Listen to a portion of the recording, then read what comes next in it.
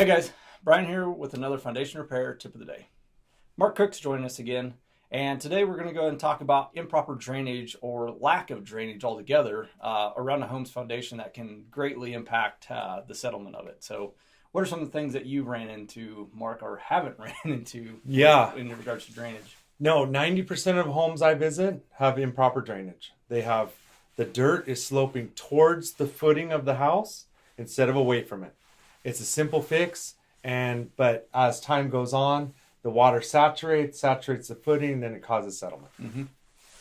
Yep. So if your slope or your dirt around your existing footing is pitched towards, which often happens because you dig it out and that soil is not as compacted, and the rainwater coming directly off your roof can just basically, wash that away.